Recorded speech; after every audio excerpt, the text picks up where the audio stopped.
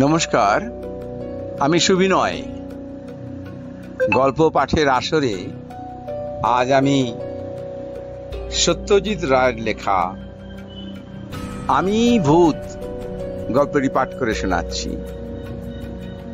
আপনারা জানেন সত্যজিৎ রায় অনেক গল্প লিখে গেছেন এবং তার মধ্যে অনেক ভূতের গল্প আছে।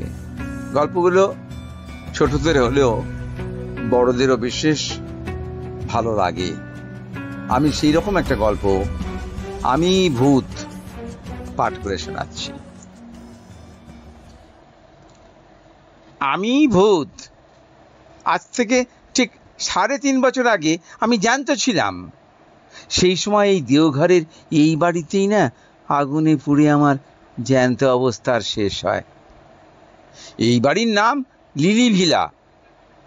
আমি এখানে এসেছিলাম আমার এক বন্ধুর সঙ্গে ছুটি কাটাতে।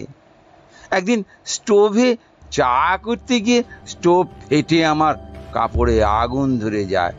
আমার মুখেও আগুন লেগেছিল, এইটুকু আমার মনে আছে। তারপর আর কিছু মনে নেই। তারপর থেকে আমি এই বাড়িরই বাসিন্দা হয়ে গেছি।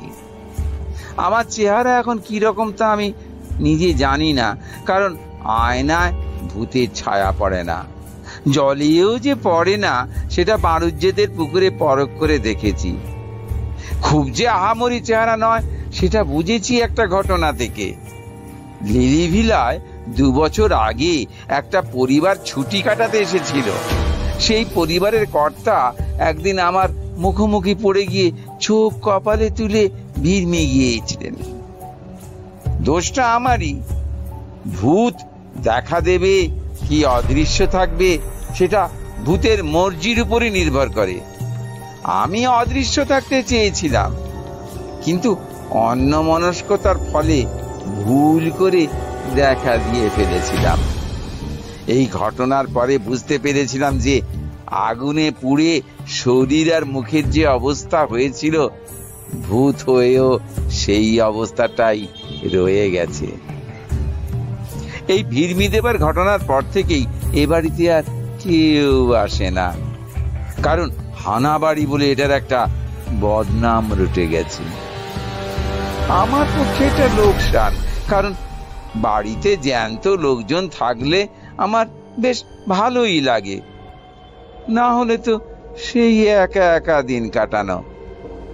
ভূত এ তল্লাটে আরো অনেক আছে, কিন্তু এ বাড়িতে তো নেই, কারণ এখানে আর কেউ কখনো অপঘাতে মরেনি।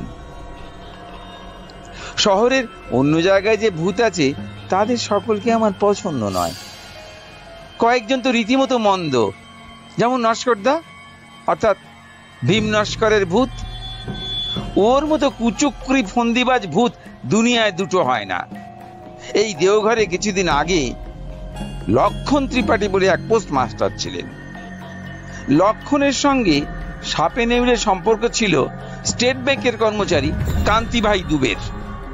এক সন্ধ্যায় লক্ষণ ত্রিপাঠী পোস্ট অফিস থেকে বাড়ি ফিরছেন।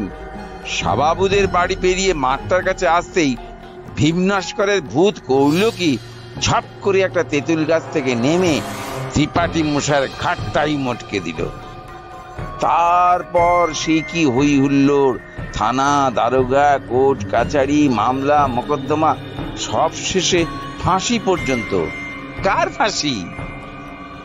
লক্ষণ ত্রিপাঠীর দুশ্মন কান্তিভাই দুবের।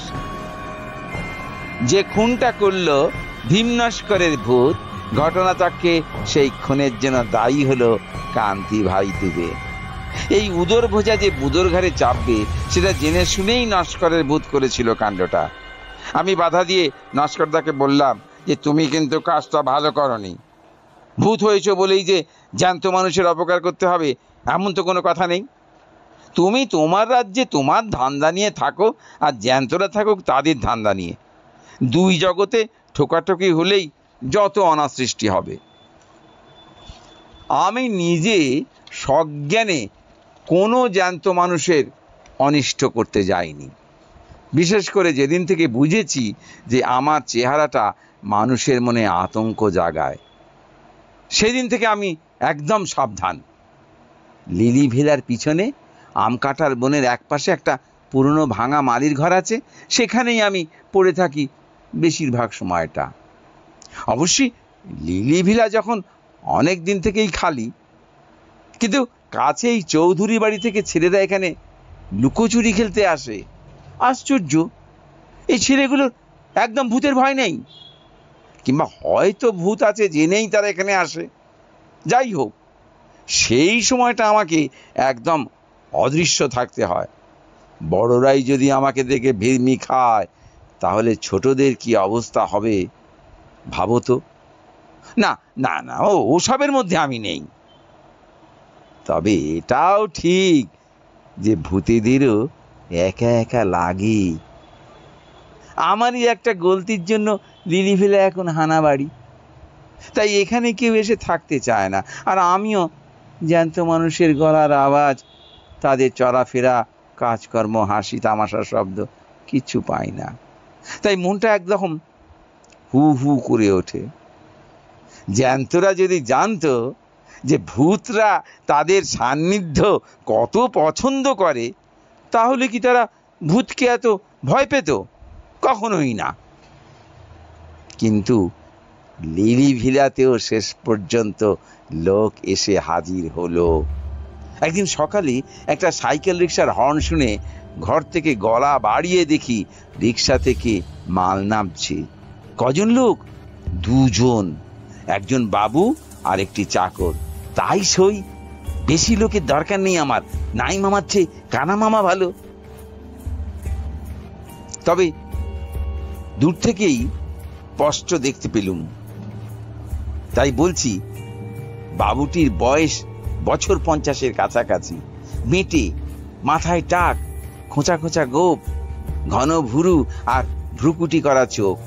বাড়িতে ঢুকেই চাকর থেকে বাবু বললেন, সব দেখে শুনে বুঝে নাও, আধ ঘন্টার মধ্যে আমার চা চাই, তারপর আমি কাজ করে বসবো। এই কথাগুলো অবশ্যই আমি মালির ঘর থেকেই শুনতে পেলাম। আমরা যেমন দেখি বেশি, তেমনি শুনিও বেশি। আমাদের চোখ কান দুটোই যেন দূরবীনের মতো কাজ করে। চাকর আধ ঘন্টার মধ্যেই বাবুকে চা বিস্কুট এনে দিল। বাবু তখন বাগানের দিকের ঘরটায় তার বাক্স খুলে জিনিসপত্র বার করে গুছিয়ে রাখছেন। জানলার সামনে একটা টেবিল চেয়ার, তার উপর দোয়াত, কলম, কাগজ সব রাখা হয়েছে। ইনি তাহলে লেখক? খুব নামকরা লেখক কি? হ্যাঁ, তাই হবে। ভদ্রলোক আসার ঘন্টা খানেকের মধ্যেই দেওঘরের জনাষ্টেক বাঙালি এসে হাজির হলো লিলি ভিলাতে। তখনই জানলাম ভদ্রলোকের নাম নারায়ণ শর্মা। আসল নাম না ছদ্ম তা জানি না, তবে এই নামেই সকলে তাকে ডাকে। বাঙালিরা নারায়ণবাবুকে দেওঘরে পেয়ে কৃতার্থ। এত বড় একজন কাউকে তো সবসময় পাওয়া যায় না, তাই যদি ভদ্রলোকের আপত্তি না থাকে, তাহলে এখানকার সকলে তাকে একদিন সংবর্ধনা জানাতে ইচ্ছুক। নারায়ণ শর্মা লোকটা দেখলাম বেশ কড়া। বললেন, এখানে নিরিবিলিতে কাজ করতে পারবো বলে কলকাতা ছেড়ে আসলাম, আর আসা মাত্র আপনারা এসে সংবর্ধনার জন্য পিড়াপিড়ি করছেন। ওনারা অবশ্যই সকলেই একটু কাঁচুমাচু হয়ে গেল। তাতে আবার নারায়ণ শর্মা নিজেই নরম হয়ে বললেন, বেশ, আমাকে দিন পাঁচেক একটু নির্ঝঞ্ঝাটে কাজ করতে দিন, তারপর হবে কোন সংবর্ধনা। বেশি বিব্রত করলে আমি কিন্তু তল্পি তলবা গুটিয়ে কলকাতা ফিরে যাব। এই সময় ঘোষবাড়ির কর্তা নিতাই বাবু হঠাৎ একটা প্রশ্ন করে বসলেন, যেটা আমার মোটেই ভালো লাগলো না। তিনি বললেন, এখানে এত বাড়ি থাকতে আপনি লিলি ভিলায় এসে উঠলেন কেন? নারায়ণ বাবুর মুখে এই প্রথম হাসির রেখা ফুটে উঠল।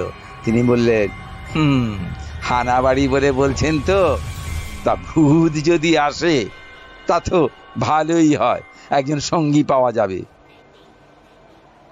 আপনি বোধহয় আমাদের কথাটা সিরিয়াসলি নিচ্ছেন না, বললেন হারু তালুকদার। কলকাতার এক ডাক্তার এখানে সপরিবারে এসেছিলেন। ভদ্রলোক নিজের চোখে দেখেছিলেন ভূত। আর সে কি বিভৎস ব্যাপার, প্রায় 15 মিনিট তার জ্ঞান ফেরেনি।